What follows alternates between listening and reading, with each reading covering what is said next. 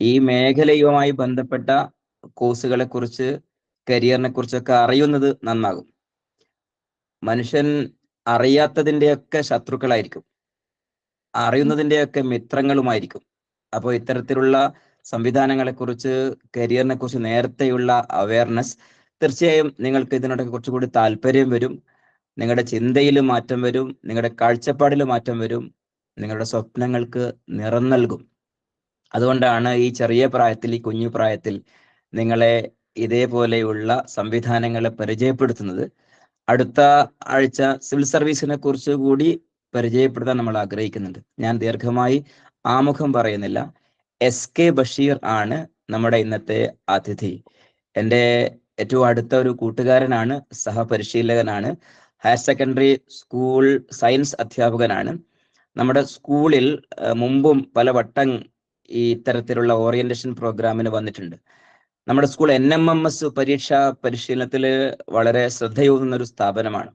3-4 വർഷം മുമ്പ് വളരെ ഗൗരവത്തിൽ ഈ NMMSനെ സ്കൂളിനും കുട്ടികൾക്കും ഡീറ്റെയിൽ ആയിട്ട് പരിചയപ്പെടുത്തുന്നത് SK ബഷീർ സാറാണ്. അതുമുതലാണ് നമുക്ക് 8ഉം 9ഉം 10ഉം ഒക്കെ NMMS റിസൾട്ട് നമുക്ക് ലഭിച്ചുകൊണ്ടിരിക്കുന്നത്. ഇതാ SSCയെ കുറിച്ച് പ്രിയപ്പെട്ട SK ബഷീർ ട്രെൻഡിന്റെ നാഷണൽ ഫെലോ കൂടിയാണ്, ഒരു തിരക്ക് പിടിച്ച പരിശീലകനാണ്, നല്ലൊരു അധ്യാപകൻ കൂടിയാണ്. അദ്ദേഹത്തിന്റെ സേവനമാണ് നമുക്കിന്ന് ലഭിച്ചിരിക്കുന്നത്. സ്കൂളിലെ അധ്യാപകർക്കും നേരത്തെ ടെക്കുമായി ബന്ധപ്പെട്ട ഒരു പരിശീലനത്തിന് ബഷീർ സാർ വന്നിരുന്നു. ഏതായാലും SSC സ്റ്റാഫ് സെലക്ഷൻ കമ്മീഷൻ PSCക്ക് അനുബന്ധമായി അതിന്റെ തുടർച്ചയായി SSCയെ കുറിച്ച് നമ്മുടെ കൂട്ടുകാർ അറിയാൻ പോവുകയാണ്. സ്നേഹപൂർവ്വം മുഴുവൻ വിദ്യാർത്ഥികളെയും അവരോടൊപ്പം സെഷൻ കേൾക്കുന്ന രക്ഷിതാക്കളെയും പ്രിയപ്പെട്ട ബഷീർ സാറിനെയും ക്ഷണിക്കുകയാണ്. 6:08 എൻ്റെ വാച്ചിൽ സമയം. 6:30 വരെ 35 വരെയുള്ള സമയത്ത് ഇതിന്റെ ഓറിയന്റേഷൻ നടക്കും. ശേഷം ഒരു 10 മിനിറ്റ് കുട്ടികൾക്ക് ഇതുമായി ബന്ധപ്പെട്ട സംശയങ്ങൾ ചോദിക്കാനുള്ള ഒരു സെഷൻ കൂടി ഉൾപ്പെടുത്തി ഒരു 6:40-45 ആകുമ്പോഴേക്ക് സെഷൻ അവസാനിപ്പിക്കും. എല്ലാ സുഹൃത്തുക്കളെയും വിദ്യാർത്ഥികളെയും സ്നേഹപൂർവ്വം സെഷനിലേക്ക് സ്വാഗതം ചെയ്തുകൊണ്ട് ഒരു ടെക് മാസ്റ്റർ കൂടിയായിട്ടുള്ള പ്രിയപ്പെട്ട SK ബഷീറിനെ ഞങ്ങളുടെ പ്രിയപ്പെട്ട കൂട്ടുകാരുമായി സംവദിക്കാൻ സ്നേഹപൂർവ്വം ക്ഷണിക്കുന്നു. Thank you. Thank you, Rishi sir. Thanks for the kind introduction. Sir നേരത്തെ സൂചിപ്പിച്ച പോലെ തന്നെ ക്രസന്റിലേക്ക് നേരിട്ടല്ലെങ്കിലും ഈ ഓൺലൈൻ പ്ലാറ്റ്ഫോമിൽ ജോയിൻ ചെയ്യുന്ന സമയത്ത് വളരെ സന്തോഷമുണ്ട്. നമ്മൾ കോവിഡ് കാലത്തൊക്കെ ഒരുപാട് തവണ ക്രസന്റിലെ വിദ്യാർത്ഥികളുമായും അധ്യാപകരുമായും ഇതുപോലെ സംവദിച്ചതാണ്. ഞാൻ ആമുഖം ദീർഘിപ്പിക്കുന്നില്ല. ഹെലൻ കെല്ലറുടെ വാക്ക് വെച്ച് തുടങ്ങാം. I am only one. But I still am one. I cannot do everything, but I still can do something. And because I cannot do everything, I will not refuse to do something that I can do. Helen Keller ആരാണെന്ന് പ്രിയപ്പെട്ട മക്കളോട് ഞാൻ പ്രത്യേകിച്ച് പറയേണ്ടതില്ല. നിങ്ങൾക്ക് വളരെ വ്യക്തമായ ധാരണ ഉണ്ടാകും. ജന്മന അന്ധയായി, ബധിരയായി, മൂകയായി ജനിച്ച് എന്നാൽ ലോകത്ത് അത്ഭുതങ്ങൾ തീർത്ത തൻ്റെ ആൻ സള്ളിവൻ എന്ന പ്രിയപ്പെട്ട അധ്യാപികയുടെ സഹായത്തോടുകൂടി ലോകത്ത് അത്ഭുതങ്ങൾ തീർത്ത ഹെലൻ കെല്ലർ. അപ്പോ കെല്ലർ പറഞ്ഞ വാക്കിലേക്ക് തിരിച്ചു വന്നു കഴിഞ്ഞാല്, എനിക്ക് ലോകത്തുള്ള മുഴുവൻ കാര്യങ്ങളും ചെയ്തു തീർക്കാൻ കഴിയുമെന്നൊന്നും പ്രതീക്ഷയില്ല. But I can do something. ചിലതൊക്കെ എനിക്ക് ചെയ്യാൻ കഴിയും. And I must not refuse or I must not fail to do something that I can do. എനിക്ക് ചെയ്യാൻ കഴിയുന്ന കാര്യങ്ങൾ അത് ചെയ്യാൻ ഒരു കാരണവശാലും ഞാൻ പരാജയപ്പെട്ടു പോകാൻ പാടില്ല എന്ന കെല്ലറുടെ വാക്കുകൾ ഓർമ്മിച്ചൊക്കെ നിങ്ങൾ. നമ്മൾ ഈ ലോകത്ത് ജനിച്ച് വീണ് മരിച്ചു പോകുന്നതിനിടയിൽ ഒരുപാട് കാര്യങ്ങൾ ചെയ്യാൻ നമുക്ക് കഴിയും. ഓക്കെ, നമുക്കറിയാം നമ്മൾ ഒരു വല്ലാത്ത പ്രതിസന്ധിയിലൂടെയാണ് കടന്നു പോയിക്കൊണ്ടിരിക്കുന്നത്. ഒരുപക്ഷെ ചാനലോ അല്ലെങ്കിൽ ന്യൂസും ഒന്നും കേൾക്കാൻ നമുക്ക് കഴിയുന്നില്ല, ആ ഒരു അവസ്ഥയിലാണ്. എന്നിരുന്നാലും ക്രിസന്റ് വാണിമേൽ അതിന്റെ ടാലന്റ് ഹണ്ട് പ്രോഗ്രാമിൽ വളരെ സെലക്റ്റീവായ കുറച്ച് കുട്ടികളെ ഇരുത്തിക്കൊണ്ട് ഒരുപാട് ഭാവിയെക്കുറിച്ചുള്ള സ്വപ്നങ്ങൾ കാണാനും അതേപോലെ തന്നെ ഭാവിയെക്കുറിച്ചുള്ള ഒരുപാട് കാര്യങ്ങൾ സംസാരിക്കാനും അവസരം കണ്ടെത്താനും. അപ്പൊ ഏതായാലും നമുക്ക് ഈ ഒരു ഓൺലൈൻ പ്ലാറ്റ്ഫോമിൽ ഒരുപാട് സമയം നിങ്ങൾ ഇരുത്തുന്നതിൽ അനൗചിത്യമുണ്ടെന്ന് എനിക്കറിയാം. നേരത്തെ സാറ് സൂചിപ്പിച്ചതുപോലെ തന്നെ ആരെങ്കിലും വീഡിയോയിൽ വരുന്നുവെങ്കിൽ എനിക്ക് വളരെ സന്തോഷമാണ്. അപ്പോ എനിക്ക് ഓർമ്മ വരുന്നത് ഓരോരോ കാര്യങ്ങൾ പറയുമ്പോൾ ഞാനിങ്ങനെ ഇതേപോലെ NMMSന്റെ പരിശീലനവും അതേപോലെ തന്നെ മറ്റു ചില പ്രോഗ്രാമുകളൊക്കെ ബന്ധപ്പെട്ട് നിങ്ങളുടെ സ്കൂളിലെ കുട്ടികളുമായിട്ട് ഇങ്ങനെ ഓൺലൈനിൽ നേരത്തെ സംവദിച്ചപ്പോൾ, കഴിഞ്ഞ വർഷം ഞാൻ വെള്ളിയോട് ഗവൺമെന്റ് ഹയർ സെക്കൻഡറി സ്കൂളിൽ പോയ സമയത്ത് എനിക്കൊരു കുട്ടിയെ കാണാൻ പറ്റി. നിങ്ങളുടെ ക്രസന്റിലെ വിദ്യാർത്ഥിയായിരുന്നു, പാർവതി എന്ന കുട്ടിയുടെ പേര്. രക്ഷിതാർ ഓർക്കുന്നുണ്ടാവും. നല്ല ഗായികയായിരിക്കുന്ന ആ കുട്ടിയെ ഞാൻ വീണ്ടും NSSന്റെ ക്യാമ്പിലാണ് കണ്ടുമുട്ടുന്നത്. അതേപോലെ ഓൺലൈൻ പ്ലാറ്റ്ഫോമിൽ കണ്ടിട്ട് ഒരുപക്ഷെ നാളെ നിങ്ങളെ നമുക്ക് നേരിട്ട് കാണാൻ കഴിഞ്ഞേക്കാം. സന്തോഷമുണ്ടാവും ആ സമയത്ത്. ഓക്കെ, അപ്പോൾ നമുക്ക് തിരിച്ചു വരാം. അപ്പൊ നിങ്ങൾ എന്റെ കൂടെ സജീവമായിട്ടുണ്ടാവുന്ന പ്രതീക്ഷിക്കുന്നത്. നമ്മുടെ പ്രോഗ്രാം റെക്കോർഡ് ചെയ്തുകൊണ്ടിരിക്കുന്നുണ്ട്, അത് ചെയ്യപ്പെട്ടുകൊണ്ടിരിക്കുകയാണ്. അപ്പൊ നിങ്ങൾ ഒന്ന് എന്താ പറയാ, SSC എന്ന വാക്ക് ഇതേവരെ കേട്ട ആൾക്കാര്, ഈ പ്രോഗ്രാമിന്റെ നോട്ടീസ് കണ്ടിട്ടല്ല, അതിനു മുമ്പ് നിങ്ങൾ കേട്ട ആൾക്കാരാണെങ്കിൽ യെസ് എന്നും അതേപോലെ തന്നെ അതിന് Y എന്ന് ടൈപ്പ് ചെയ്താൽ മതി. ഇനി അതല്ല, ഞങ്ങൾ ആദ്യമായിട്ടാണ് സർ അങ്ങനെ ഒരു സംഭവം കേൾക്കുന്നത് എന്നെങ്കിൽ നോ എന്ന്, അത് N ആണെങ്കിലും കുഴപ്പമില്ല. ഒരു Y-യും ഒരു N-ഉം നിങ്ങളുടെ ചാറ്റ് ബോക്സിലേക്ക് ഒന്ന് വരട്ടെ. നിങ്ങളെ കൂടെ ഉണ്ടോ എന്ന് എനിക്ക് അറിയാലോ. So many nos are there. Okay, yes, എനിക്ക് കാണാൻ കഴിയുന്നുണ്ട്. തുടക്കം മുതലേ അല്ലെ, നിങ്ങൾക്ക് ഷബിന പറയുന്നത് നോ എന്നാണ്, അതേപോലെ ഷഫീഖ പറയുന്നത് നോ ആണ്, ജുമൈല പറയുന്ന നോ ആണ്, സാബിറ, ഫെബിൻ അല്ലെ, Abdul Ashiq, okay, then Muhammad no no no no no no no no.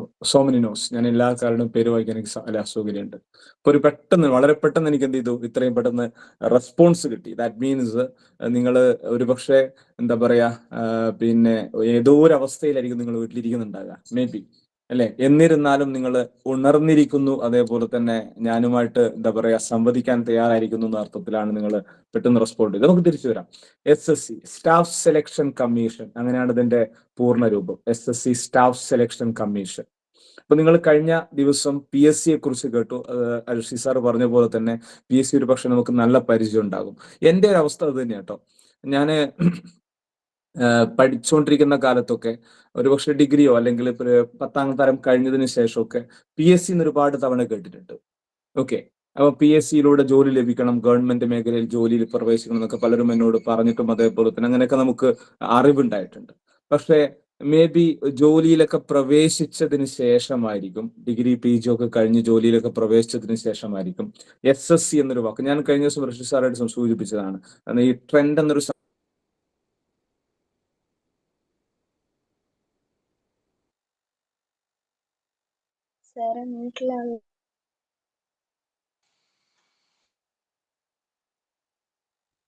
Sir മ്യൂട്ടിലായിട്ടുണ്ടേ. Sorry ready ആണല്ലോ ഇപ്പല്ലേ സാറേ? ജസ്റ്റ് ആയിട്ടല്ലേ ഉള്ളൂ, ഇപ്പൊ ഓക്കെ അല്ലേ? ഓക്കെ. കുറെ സമയം മ്യൂട്ടായി പോയില്ലല്ലോ, ഓട്ടോമാറ്റിക്കലി ആയതാണ്, അറിഞ്ഞൂടാ. ജസ്റ്റ് മിസ് ആയിട്ടല്ലേ ഉള്ളൂ അല്ലേ?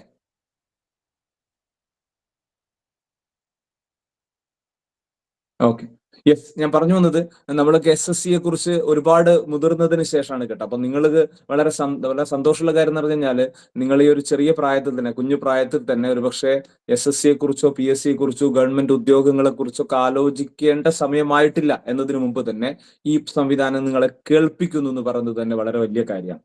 ഓക്കെ, അപ്പൊ അതുകൊണ്ട് തന്നെ നമുക്ക് ഇങ്ങനെ പറഞ്ഞു തുടങ്ങാം. അതായത് PSC എന്ന് പറയുന്ന സമയത്ത് നമുക്ക് ഇങ്ങനെ SSC PSC ഒരു കമ്പാരിസണിലൂടെ കടന്നു പോകാം. കാരണം ഓൾറെഡി നമ്മുടെ കയ്യിൽ മുമ്പിലുള്ളത് PSC ആണല്ലോ. ഓക്കെ, അപ്പൊ അതായത് കേരള ഗവൺമെന്റിന് കീഴിലുള്ള വിവിധ മേഖലകളിൽ, ഡിപ്പാർട്ട്മെന്റുകളിൽ, മിനിസ്ട്രികളിൽ ജോലി ലഭിക്കണമെങ്കിൽ, അല്ലെങ്കിൽ നിങ്ങൾക്ക് റിക്രൂട്ട്മെന്റ് നടക്കണമെങ്കിൽ, അതിനാവശ്യമായി കേരള ഗവൺമെന്റ് സംവിധാനിച്ചിരിക്കുന്ന ഒരു ഭരണഘടനാ ബോഡിയാണ് PSC എന്ന് പറയുന്നത്. അപ്പൊ ഇതേ സമയം നമ്മൾ എന്ത് ചെയ്യുന്നു, ആ കേരള ഗവൺമെന്റ് എന്ന സംവിധാനത്തെ ഒന്ന് പിന്നിലേക്ക് കൊണ്ടുവന്നു. എവിടേക്ക്? നമ്മുടെ സെൻട്രൽ ഗവൺമെന്റിലേക്ക് കൊണ്ടുവന്നു. അപ്പോൾ നമ്മുടെ സെൻട്രൽ ഗവൺമെന്റ് എന്ന് പറഞ്ഞാൽ ഡൽഹിയിൽ ഇരിക്കുന്ന നമ്മുടെ കേന്ദ്ര ഗവൺമെന്റ്. ആ കേന്ദ്ര ഗവൺമെന്റിന്റെ കീഴിലും ഇതേപോലെ അനേകം ഡിപ്പാർട്ട്മെന്റ്സ് ഇല്ലേ, അനേകം മിനിസ്ട്രികളില്ലേ? ഓക്കെ, അപ്പൊ അവിടങ്ങളിലൊക്കെ റിക്രൂട്ട്മെന്റ് നടക്കേണ്ടതില്ലേ? അതിനാവശ്യമായിരിക്കുന്ന സംവിധാനമാണ്, അല്ലെങ്കിൽ അതിനാവശ്യമായിരിക്കുന്ന ബോഡിയാണ് ആരെന്ന് പറയാം, സ്റ്റാഫ് സെലക്ഷൻ കമ്മീഷൻ. ഓക്കെ, എന്ന് വെച്ചാൽ സെൻട്രൽ ഗവൺമെന്റിന്റെ കീഴിൽ നിങ്ങൾക്കൊരു ജോലി ആഗ്രഹമുണ്ടോ? ഓക്കെ, ഞാൻ ഡിപ്പാർട്ട്മെന്റ്സ് ഏതൊക്കെ നിങ്ങളടുത്ത് പറയാം. അങ്ങനെ ഒരു ജോലി നിങ്ങൾക്ക് ആവശ്യമുണ്ടെങ്കിൽ നിങ്ങൾ എഴുതേണ്ട, അല്ലെങ്കിൽ നമ്മൾ ഭാവിയിൽ കാണേണ്ട പരീക്ഷയാണ് ഇതെന്ന് പറയാം, സ്റ്റാഫ് സെലക്ഷൻ കമ്മീഷൻ. അതാണ് തുടക്കത്തിൽ എനിക്ക് വാട്ട് ഈസ് അല്ലെ, എന്താണ്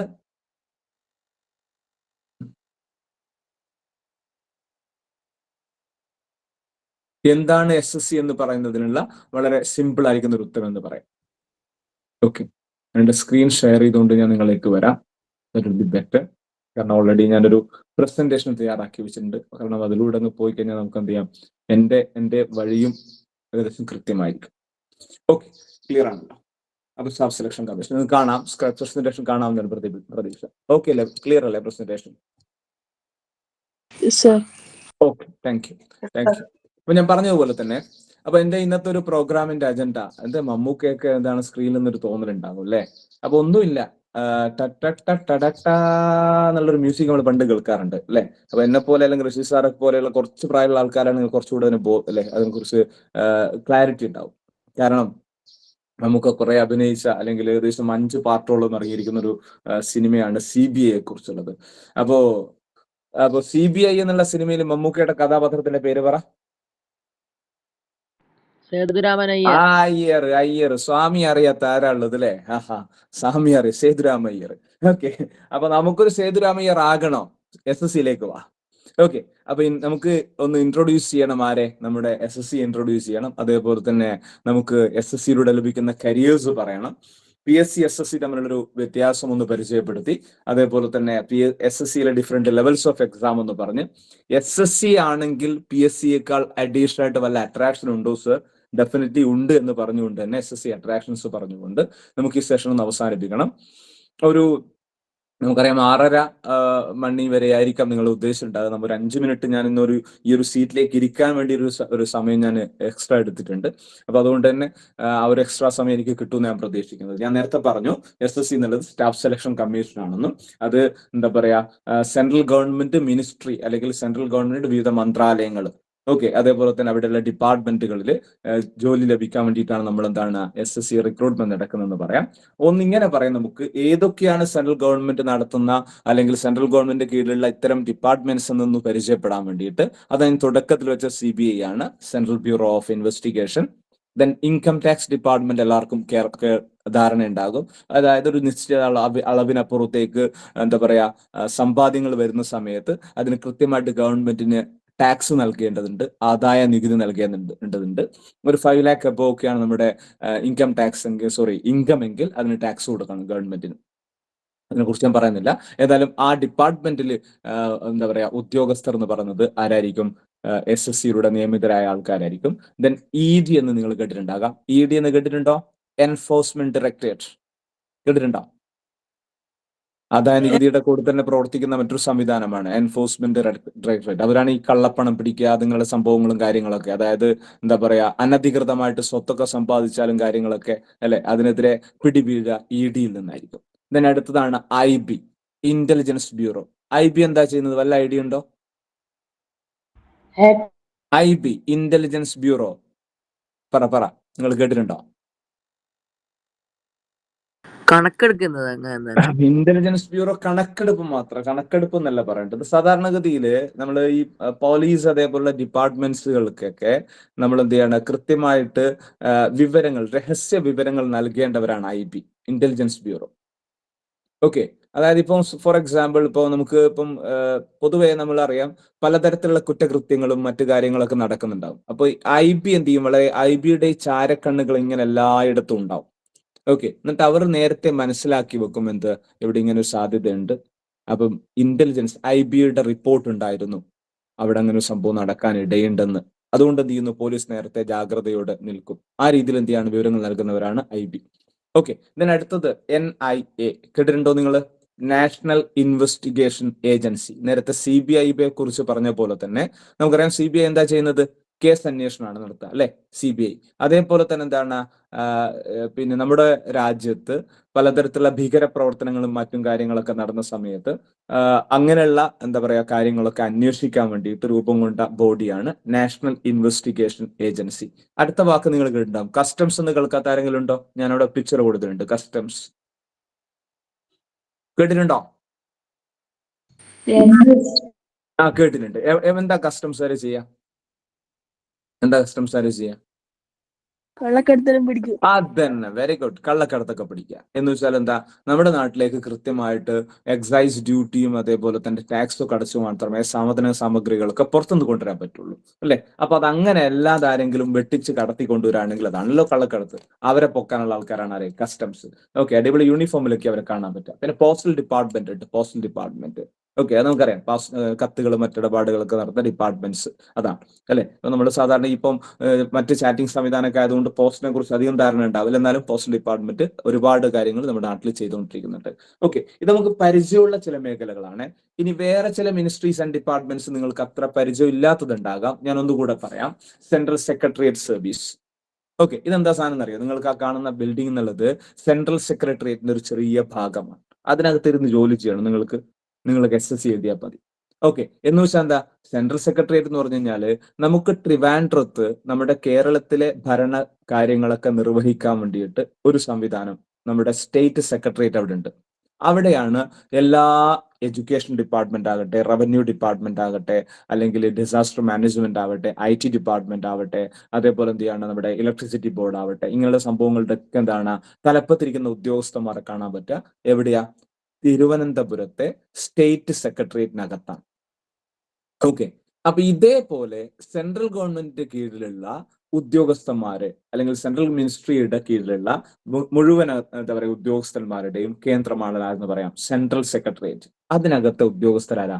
SSCയിലൂടെ വരുന്ന ആൾക്കാരാണ്.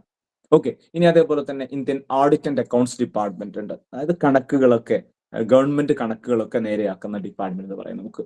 ഇനി അതേപോലെ തന്നെ സെൻട്രൽ വിജിലൻസ് കമ്മീഷൻ ഉണ്ട്. വിജിലൻസ് എന്താ ചെയ്യുക?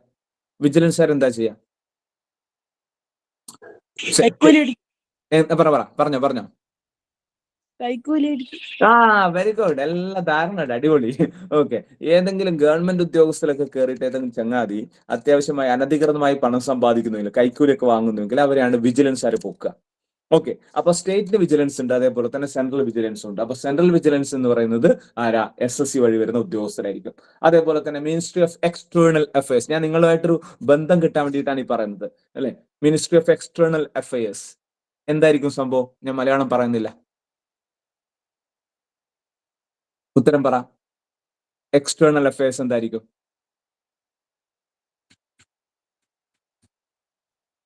പറയൂ. വിദേശകാര്യ മന്ത്രാലയം. നമ്മുടെ രാജ്യത്തിന് മറ്റ് രാജ്യങ്ങളുമായിട്ട് എന്താണ് നല്ല സമ്പർക്കം പുലർത്തേണ്ടതില്ലേ? ഓക്കെ, അപ്പോഴാണ് നമുക്ക് വിദേശകാര്യ മന്ത്രാലയത്തെ ആവശ്യമായി വരിക, എക്സ്റ്റേണൽ അഫയേഴ്സ്. ഓക്കെ, അവിടെ ടോപ്പ് ഉദ്യോഗസ്ഥർ എന്ന് പറയുന്ന IFS എന്ന് പറയുന്ന ഇന്ത്യൻ ഫോറിൻ സർവീസ് കഴിഞ്ഞ ആൾക്കാരായിരിക്കും. പക്ഷെ അതിന് കീഴിലുള്ള ഉദ്യോഗസ്ഥരുണ്ടാവും വേറെ. ഓക്കെ, അവരാരായിരിക്കും? IFSകാരല്ലാത്ത ഉദ്യോഗസ്ഥർ എന്ന് പറയുന്നത് ഈ SSC വഴി വരുന്ന ആൾക്കാരായിരിക്കും. അതേപോലെ തന്നെ സെൻട്രൽ ആംഡ് പോലീസ് ഉണ്ട്. ഓക്കെ, CAPF എന്നറിയപ്പെടുന്നത്. അവര് അസം റൈഫിൾസ് ആയിട്ടുണ്ടാകാം, അല്ലെങ്കിൽ NIA തന്നെയുള്ള പോലീസ് ഉണ്ടാകാം, അല്ലെങ്കിൽ മറ്റ് സെൻട്രൽ ഗവൺമെന്റ് കീഴിലുള്ള പോലീസ് സംവിധാനങ്ങളുണ്ട്. അവരാണ് സെൻട്രൽ ആംഡ് പോലീസ് എന്നറിയപ്പെടുന്നത്. അവരിലും ഉദ്യോഗസ്ഥരെ നിയമിക്കുന്നത് ആരാണ്? SSC വഴിയാണെന്ന് പറയാം. ഇനി അതേപോലെ controller and audit general, CAG. ഇതാണ് കേന്ദ്രത്തിന്റെയും അതേപോലെ സ്റ്റേറ്റിന്റെയും ഒക്കെ കണക്കുകൾ, ഗവൺമെന്റ് കണക്കുകളെ അവസാനമായിട്ട്, ഓഡിറ്റ് ഡിപ്പാർട്ട്മെന്റ് ഉണ്ട്, അതല്ലാതെ അവസാനമായിട്ട് അത് പരിശോധിക്കുകയും അതിന് അംഗീകാരം കൊടുക്കുകയും വേണ്ടത് CAG ആണ്. Okay, and ministry of railway. അപ്പൊ നിങ്ങൾക്ക് റെയിൽവേയിൽ എന്ന് പറയുന്ന സമയത്ത് ഒരുപാട് ഉദ്യോഗസ്ഥരുണ്ടാകും. അപ്പോൾ സാധാരണ 2 തരത്തിലാണ് വരിക. ഞാൻ അതിലേക്ക് വരാം. ഒന്ന് RRB ഉണ്ട്, റെയിൽവേ റിക്രൂട്ട്മെന്റ് ബോർഡ്. അവരാണ് റെയിൽവേയിലുള്ള സാധാരണ TTമാര്, അതേപോലെ റെയിൽവേ സ്റ്റേഷനുകളിലെ ഉദ്യോഗസ്ഥന്മാര്, സ്റ്റേഷൻ മാസ്റ്റേഴ്സ്, അവരെയൊക്കെ നിയമിക്കുന്ന ആരാന്ന് വെച്ച് കഴിഞ്ഞാൽ RRB ആണ്, റെയിൽവേ റിക്രൂട്ട്മെന്റ് ബോർഡ്. എന്നാൽ ഈ ഇന്ത്യൻ റെയിൽവേയുടെ കീഴിൽ തന്നെ മിനിസ്ട്രി ഉണ്ട്, അതായത് റെയിൽവേ മന്ത്രാലയം. ആ റെയിൽവേ മന്ത്രാലയത്തിലേക്ക് റിക്രൂട്ട്മെന്റ് നടത്തുന്ന ആരാന്ന് പറയാം? ഈ പറഞ്ഞിരിക്കുന്ന SSC ആണ്. ഇപ്പൊ ചുരുക്കി പറഞ്ഞാൽ ഞാൻ ഏകദേശം എക്സെട്ര പറഞ്ഞു പോകേണ്ടി വരും. ചുരുക്കി പറഞ്ഞാൽ ഇങ്ങനെ പറയാം: to all departments and ministries other than their having UPSC and RRB recruitment. അതല്ലാതെ 2 റിക്രൂട്ട്മെന്റ് ബോഡി വേറെയുണ്ട് സെൻട്രൽ ഗവൺമെന്റ് കീഴിൽ. ഒന്ന് UPSC ആണ്, മറ്റൊന്ന് RRB ആണ്. RRB ഞാൻ നേരത്തെ സൂചിപ്പിച്ചു, നേരിട്ട് റെയിൽവേയിൽ TTമാരെയും അതേപോലെ സ്റ്റേഷൻ മാസ്റ്റേഴ്സിനെയും അല്ലെങ്കിൽ അവരുടെ ടെക്നിക്കൽ സ്റ്റാഫിനെയും റെയിൽവേയിലെ ടെക്നിക്കൽ ഡിപ്പാർട്ട്മെന്റ് ഒക്കെ നിയമിക്കുന്നത് RRB ആണ്, റെയിൽവേ റിക്രൂട്ട്മെന്റ് ബോർഡാണ്. അതവിടെ കിടക്കട്ടെ. അല്ലാതെ പിന്നെയുള്ളത് ആരാ? UPSC ആണ്, യൂണിയൻ പബ്ലിക് സർവീസ് കമ്മീഷൻ. അതാണ് സിവിൽ സർവീസ് എക്സാമിനേഷനും അതേപോലെ തന്നെ ഗ്രൂപ്പ് A കാറ്റഗറി എന്നറിയപ്പെടുന്ന സെൻട്രൽ ഗവൺമെന്റ് കീഴിലുള്ള സിവിൽ സർവീസിന്റെ ഏകദേശം അതേ ലെവലിൽ വരുന്ന ചില എക്സാമുകളൊക്കെ ഉണ്ട്. ഓക്കെ, അത്തരം കാര്യങ്ങൾക്ക് റിക്രൂട്ട്മെന്റ് നടത്തുന്ന ആരാന്ന് പറയാം? UPSC ആണ്. നിങ്ങൾക്ക് അടുത്ത ആഴ്ച സ്വാഭാവികമായിട്ടും ഞാൻ മനസ്സിലാക്കുന്നത് നിങ്ങളെ എന്താ പറയാ civil service IAS, IPS, IFS, IRS എന്നുള്ള വിവിധങ്ങളായിരിക്കുന്ന സിവിൽ സർവീസുകളെ കുറിച്ച് പരിചയപ്പെടുത്തും. അത് കണ്ടക്ട് ചെയ്യുന്നത് SSC അല്ല, പിന്നാരാ UPSC ആണ്, യൂണിയൻ പബ്ലിക് സർവീസ് കമ്മീഷൻ. അപ്പൊ ചുരുക്കി പറഞ്ഞാൽ UPSCയുടെയും RRBയുടെയും റിക്രൂട്ട്മെന്റ് കഴിച്ചിട്ട് ബാക്കിയുള്ളത് മുഴുവൻ ആര് കണ്ടക്ട് ചെയ്യുന്നു? SSC വഴിയാണ് അപ്പോയിന്റ്മെന്റ്. ചുരുക്കി പറഞ്ഞാൽ നമ്മൾ ഇതുവരെ കേട്ടിട്ടുള്ള സെൻട്രൽ ഗവൺമെന്റിന് കീഴിലുള്ള ജോലി ലഭ്യമാകണമെങ്കിൽ നമ്മൾ ഏത് എക്സാം എഴുതണം? സ്റ്റാഫ് സെലക്ഷൻ കമ്മീഷൻ എക്സാം എഴുതണം. ക്ലിയർ അല്ലേ? ഇതുവരെ പറഞ്ഞ കാര്യങ്ങൾ വ്യക്തമല്ലേ? എനിക്ക് റെസ്പോൺസ്. Okay, thank you. അപ്പൊ ചുരുക്കി പറഞ്ഞാൽ നിങ്ങൾക്ക് സ്വപ്നമുണ്ടാകണം എങ്ങോട്ടേക്ക്? ഒരു ഗവൺമെന്റ് മേഖലയിലേക്ക് ജോലിയിൽ എത്തിപ്പെടണമെന്ന്. ഞാൻ ഇത്രയും സമയം സംസാരിച്ചതിനിടയിൽ എനിക്ക് നിങ്ങളുടെ അടുത്ത് ചോദിക്കാനുള്ള ചെറിയൊരു കാര്യം എന്ന് പറഞ്ഞു കഴിഞ്ഞാല്, നിങ്ങൾ എന്താ പറയുക, നല്ല ആസ്പിരൻസ് ആയിരിക്കും എന്ന് എനിക്കറിയാം. നിങ്ങൾ പഠിച്ച് മിടുക്കരായി ഉയർന്ന മേഖലയിലേക്ക് പോകാൻ ആഗ്രഹിക്കുന്ന കുട്ടികളായിരിക്കും എനിക്കറിയാം. അപ്പൊ എന്നെ ബോധ്യപ്പെടുത്താൻ വേണ്ടിയിട്ടല്ല, നിങ്ങൾ സത്യസന്ധമായിട്ടൊരു ഉത്തരം എനിക്ക് നൽകേണ്ടത് എന്താന്ന് വെച്ച് കഴിഞ്ഞാല്, ഗവൺമെന്റ് മേഖലയിൽ ജോലി ആഗ്രഹമുണ്ടോ നിങ്ങൾക്ക് എന്നതാണ് എന്റെ ചോദ്യം. ഞാൻ യെസ് നോ എന്നുള്ള എനിക്ക് കൺഫ്യൂഷൻ ആകുന്നത് കൊണ്ട് ഞാൻ എന്ത് ചെയ്യുന്നു? ഗവൺമെന്റ് സെക്ടർ കരിയർ എന്നൊരു ചെറിയ ഒരു ക്വസ്റ്റ്യൻ ഇവിടെ കൊടുത്തിട്ടുണ്ട്. അപ്പം ആ ഒരു ജോലി നിങ്ങൾക്ക് താല്പര്യമുള്ള ആൾക്കാരാണെങ്കിൽ ഒരു യെസ് ടൈപ്പ് ചെയ്യണം. ഇനി അല്ലെങ്കിൽ വളരെ ഫ്രാങ്ക് ആയിട്ട് നോ പറയണം. നോ, താല്പര്യമില്ല ഫെബിനിഷാൽ. അതിനേക്കാൾ കുറച്ച് മേഖല വേറെ ഏതെങ്കിലും ആഗ്രഹം ഉണ്ടാവും. യെസ് ഉള്ള ഇഷ്ടം ഒരുപാട് ആൾക്കാരുണ്ട്, അവർക്ക് വേണ്ടി നമ്മൾ ഈ ക്ലാസ് പ്രധാനമായിട്ടും യെസ്സും നോവും ഇങ്ങനെ ഇടകലർന്നു വരുന്നു. Thank you. അത് നിങ്ങൾ സത്യസന്ധരായതുകൊണ്ടാണ് അങ്ങനെ പറഞ്ഞത്. അല്ലെങ്കിൽ ഒരു SSC ക്ലാസ്സിൽ ഇരുന്നിട്ട് നിങ്ങൾക്ക് ജോലി വേണം, ഗവൺമെന്റ് മേഖല ജോലി താല്പര്യം ഉണ്ടെന്ന് വെച്ച് കഴിഞ്ഞാൽ എല്ലാവരും യെസ് അടിക്കുമായിരുന്നു. എല്ലാവരും അടിച്ചിട്ടില്ല. I am very much happy. അപ്പൊ അത് തന്നെയാണ് എന്റെ സത്യം. അതായത് എല്ലാവരും ഗവൺമെന്റ് മേഖലയിലേക്ക് പോകരുത്. നിങ്ങൾക്ക് വേറെയും ഒരുപാട് അവസരങ്ങൾ വേറെയുണ്ട്. പ്രൈവറ്റ് സെക്ടേഴ്സിലുണ്ട്. ഡോക്ടേഴ്സ് ആകേണ്ട ആൾക്കാരുണ്ട്, എഞ്ചിനീയേഴ്സ് ആവേണ്ട ആൾക്കാരുണ്ട്. ഇനി ഡോക്ടേഴ്സും എഞ്ചിനീയേഴ്സും ഒക്കെ ഗവൺമെന്റ് മേഖലയിലുണ്ട് കേട്ടോ, അത് വേറെ കാര്യം. അങ്ങനെയുണ്ട്. അല്ലെങ്കിൽ വേറെ ഒരുപാട് മേഖലയിൽ പോകാൻ അപ്പം ഒരുപാട് ഇഷ്ടമുള്ള ആൾക്കാരുണ്ട്, മേഖല താല്പര്യമുള്ള ആൾക്കാരുണ്ട്. അപ്പൊ ഞാൻ നിങ്ങളെ ഉണർന്നിരിക്കുന്ന ഉറപ്പിക്കാൻ വേണ്ടിയിട്ടാണ് വീണ്ടും ചോദിക്കുന്നത്. അപ്പം ചുരുക്കി പറഞ്ഞാൽ ഗവൺമെന്റ് മേഖലയാണ് നമ്മുടെ ഉദ്ദേശമെങ്കിൽ അവിടെ നിങ്ങൾ ഒരിക്കലും എന്ത് ചെയ്യരുത്? ഞാൻ പറയുന്നത് നമ്മുടെ സ്റ്റേറ്റ് ഗവൺമെന്റിന്റെ കീഴിലുള്ള ജോലിക്ക് മാത്രം ശ്രമിക്കരുത്. അത് ശ്രമിക്കരുതെന്നല്ല ഞാൻ പറയുന്നത്, അത് മാത്രം ശ്രമിക്കരുത്. റീസൺ എന്താന്ന് വെച്ച് കഴിഞ്ഞാല് there are so many attractions for, ശ്രദ്ധിക്കണേ, വളരെ പ്രധാനപ്പെട്ട കാര്യങ്ങളിലേക്ക് ഞാൻ വരികയാണ്. ഒരുപാട് നിങ്ങൾക്ക് എന്താണ് PSCയും SSCയും ഒരു കമ്പയർ ചെയ്യുന്ന സമയത്ത് ഒരുപാട് അട്രാക്ഷൻസ് ആർക്കുണ്ട്? SSCക്ക് ഉണ്ട്. ഞാനത് ഇങ്ങനെ ചുരുക്കിയിട്ട് അതിന്റെ ഒരു റിക്രൂട്ട്മെന്റ് തലത്തിൽ നിന്നുകൊണ്ട് ഇങ്ങനെ ചർച്ച ചെയ്യാം. അതായത് നമ്മൾ കേരള ഗവൺമെന്റ് കീഴിലുള്ള PSCയുടെ ജോലിയുടെ ഒരു പ്രത്യേകത എന്താന്ന് വെച്ച് കഴിഞ്ഞാല് 10ാം ക്ലാസ് കഴിഞ്ഞവനും +2 കഴിഞ്ഞവർക്കും ഡിഗ്രി കഴിഞ്ഞവർക്കും ഒക്കെ കേരള ഗവൺമെന്റ് കീഴിലുള്ള ജോലി ഉണ്ട് കേട്ടോ. എങ്ങനെയാണെങ്കിൽ തന്നെയും അതിനാവശ്യമായിട്ട് ആദ്യം എന്ത് വേണം? ഒരു നോട്ടിഫിക്കേഷൻ വരണം, ഒരു വിജ്ഞാപനം പുറപ്പെടുവിക്കണം. അപ്പൊ ഈ വിജ്ഞാപനം പുറപ്പെടുവിച്ചു കഴിഞ്ഞാൽ നിങ്ങൾക്ക് എന്ത് ചെയ്യാം? അതിനുവേണ്ടി അപ്ലൈ ചെയ്യാം ഓൺലൈനായിട്ട്. ഞാൻ ആരെക്കുറിച്ചാണ് പറയുന്നത്? PSCയെ കുറിച്ചാണ്, കേരള പബ്ലിക് സർവീസ് കമ്മീഷനെ കുറിച്ച്. അപ്പൊ നിങ്ങൾ എന്ത് ചെയ്യണം? അപ്ലൈ ചെയ്യണം. നിങ്ങൾ അതിന്റെ പ്രായമാകുന്ന സമയത്ത് 18 വയസ്സിന് ശേഷം നിങ്ങൾക്ക് അപ്ലൈ ചെയ്യാം. അപ്പൊ നിങ്ങൾ അപ്ലൈ ചെയ്യുന്നു. അപ്ലൈ ചെയ്ത് കഴിഞ്ഞാൽ അടുത്ത ചോദ്യം, അടുത്ത കാത്തിരിപ്പാണ്. എന്തിനാണെന്നറിയോ? എപ്പോഴാ എക്സാം വരിക? ഒരു ഐഡിയ ഉണ്ടാവില്ല. കുറേ കാലം ഇങ്ങനെ നീണ്ടുപോകും. കാരണം ഗവൺമെന്റിന് അതിന് കൃത്യമായ സമയവും കാലമൊക്കെ ആകുന്ന സമയത്ത് മാത്രമേ എന്ത് ചെയ്യുള്ളൂ? എക്സാം കണ്ടക്ട് ചെയ്യുള്ളൂ. ചിലപ്പോൾ അനന്തമായി നീണ്ടുപോയേക്കാം. അതായത് ആപ്ലിക്കേഷൻ വിളിക്കുന്നു, പക്ഷെ പെട്ടെന്നൊന്നും എക്സാം നടക്കാതെ കുറേ കാലം നീണ്ടുപോയേക്കാം. ഇനി പരീക്ഷ നടന്നു കഴിഞ്ഞാൽ അടുത്ത ചോദ്യം, ഇതെപ്പോഴാ അതിന്റെ റിസൾട്ട് ഒന്ന് വരിക? അതിനും ചിലപ്പോൾ എന്താണ് കാലതാമസം ഉണ്ടാകാറുണ്ട്. എല്ലാ പോസ്റ്റിലേക്കൊന്നുമല്ല ഞാൻ പറയുന്നത്, പല പോസ്റ്റുകളുടെയും അവസ്ഥ അതാണ്. ആരെക്കുറിച്ചാണ് ഞാൻ പറഞ്ഞുകൊണ്ടിരിക്കുന്നത്? കേരള പബ്ലിക് സർവീസ് കമ്മീഷനെ കുറിച്ച്. ഇനി റിസൾട്ട് വന്നു. റിസൾട്ട് വന്നു കഴിഞ്ഞാൽ വീണ്ടും പ്രൊസീജിയേഴ്സ് ഉണ്ട്. എന്താ? അതിന്റെ റാങ്ക് ലിസ്റ്റ് വരണം. എന്ന് വെച്ചാൽ അതിന് കുറേയേറെ കടമകൾ വീണ്ടും നടക്കേണ്ടതുണ്ട്. ചിലപ്പോൾ അതിനിടയിൽ ഇന്റർവ്യൂ ഉണ്ടാകാം, അല്ലെങ്കിൽ സർട്ടിഫിക്കറ്റ് വെരിഫിക്കേഷൻ ഉണ്ടാകാം. അങ്ങനെയുള്ള കാര്യങ്ങളൊക്കെ ആയിട്ട് എന്ത് ചെയ്യണം? ആദ്യം ഒരു ഷോർട്ട് ലിസ്റ്റ്, പിന്നീട് ഒരു ഫൈനൽ റാങ്ക് ലിസ്റ്റ് വരുന്നു. ഈ റാങ്ക് ലിസ്റ്റ് വന്നു കഴിഞ്ഞാൽ വീണ്ടും കാത്തിരിപ്പാണ്. എന്താ കാത്തിരിപ്പ്? എപ്പോഴാ എന്താ പറയാ ഇതിന്റെ അപ്പോയിന്റ്മെന്റ് ഉണ്ടാകുക? ഓക്കെ, എപ്പോഴാ ഇതിനൊരു അഡ്വൈസ് കിട്ടുക? ഓക്കെ, അഡ്വൈസ് മെമ്മോ എന്നാ പറയാം ആദ്യം കിട്ടേണ്ടത്. അഡ്വൈസ് മെമ്മോ എപ്പോഴാ കിട്ടുക?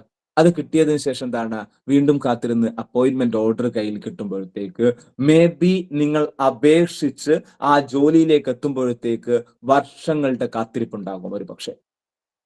ഓക്കെ, ഇതാരുടെ അവസ്ഥയാണ്? കേരള പബ്ലിക് സർവീസ് കമ്മീഷന്റെ അവസ്ഥയാണ്. പ്രിയപ്പെട്ട മക്കളെ, നിങ്ങളോട് എനിക്ക് പറയാനുള്ളത് SSCയുടെ പ്രത്യേകത എന്താന്ന് വെച്ച് കഴിഞ്ഞാല് കൃത്യമായിട്ട് വർഷാവർഷങ്ങളിലെ റിക്രൂട്ട്മെന്റ് എന്ന് പറയുന്നത്, ലെവൽ ഓഫ് എക്സാംസ് ഞാൻ പറയാം, അതിലേക്ക് ഞാൻ വരുന്നുണ്ട്.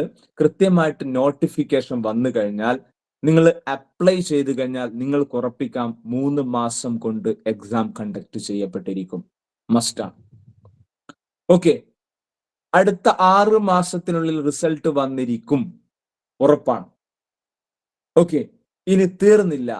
നേരത്തെ ഞാൻ പറഞ്ഞു ഇന്റർവ്യൂ ഉണ്ടാകും. ഇവിടെ ഇന്റർവ്യൂ ഇല്ല. നിങ്ങളുടെ സർട്ടിഫിക്കറ്റ്സ് വെരിഫൈ ചെയ്ത് കഴിഞ്ഞാൽ നോട്ടിഫിക്കേഷൻ വന്നതിന് ശേഷം 1 വർഷത്തിനുള്ളിൽ മിക്കവാറും ഏറിയാൽ ഒരു 2-3 മാസം കൂടുതൽ പോയേക്കാം. ഓക്കെ, അപ്പോയിന്റ്മെന്റ് നടന്നിരിക്കും. എന്ന് വെച്ചാൽ ജോലി ലഭിക്കുമോ ഇല്ലയോ എന്ന് തീരുമാനമാകാൻ വേണ്ടിയിട്ട് just 1 year is enough. Okay, there is no delay, there is no lack, nothing else. ആ തരത്തിലാണ് നമുക്ക് എന്ത് വരുന്നത്? ഇതിന്റെ ഒരു അപ്പോയിന്റ്മെന്റ് പാറ്റേൺ വരുന്നത്. ഇത് വളരെ പ്രധാനപ്പെട്ട ഒരു കാര്യമാണ്. കാരണം വളരെ പെട്ടെന്ന് ഒരു ഉദ്യോഗാർത്ഥിയെ സംബന്ധിച്ചിടത്തോളം ഒരു തീരുമാനമാകുക എന്നുള്ളത് വളരെ പ്രധാനമാണ്.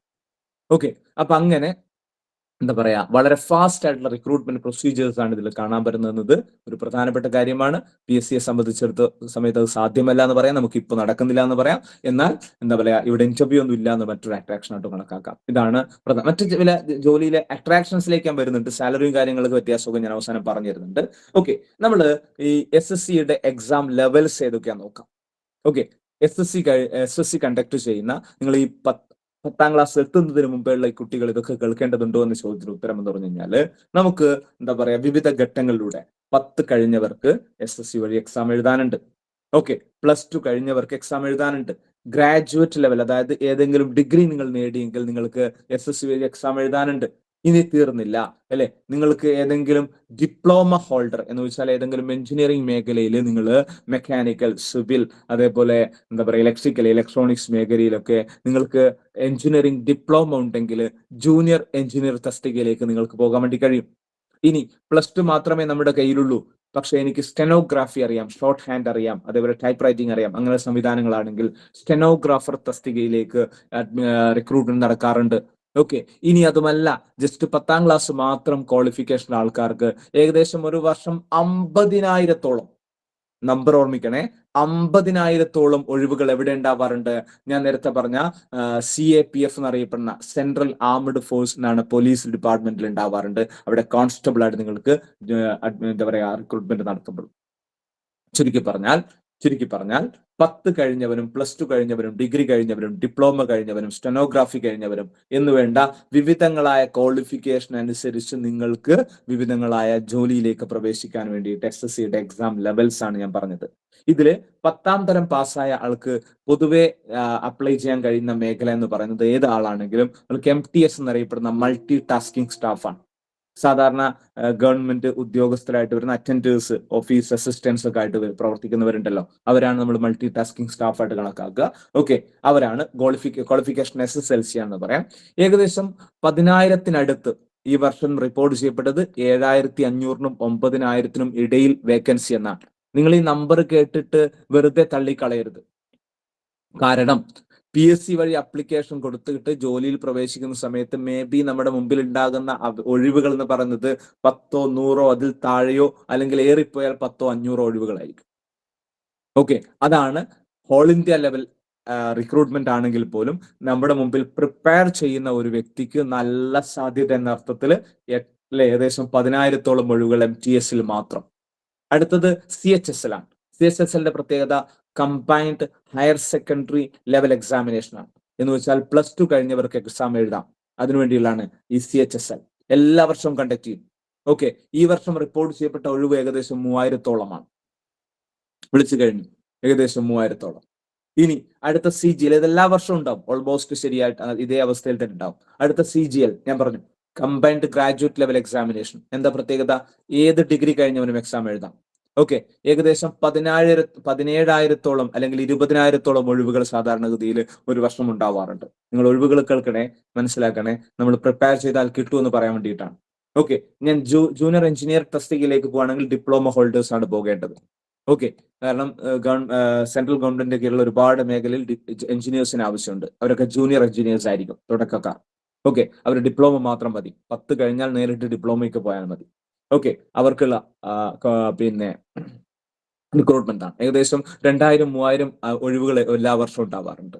സ്റ്റെനോഗ്രാഫർ തസ്തിക, അതായത് ഓരോ ഗവൺമെന്റ് കീഴിലുള്ള വലിയ ഉദ്യോഗസ്ഥരുടെ കീഴിൽ അവരുടെ അസിസ്റ്റന്റ് പോലെ പ്രവർത്തിക്കുന്നവരാണ് സ്റ്റെനോഗ്രാഫേഴ്സ്. അവർ പോകുന്ന മീറ്റിംഗിലുള്ള കാര്യങ്ങളൊക്കെ അറ്റൻഡ് ചെയ്യുക, അതൊക്കെ എന്ത് ചെയ്യണം, എഴുതിയെടുക്കുക, നോട്ട്സ് തയ്യാറാക്കുക, അങ്ങനെയുള്ള കാര്യങ്ങളൊക്കെ.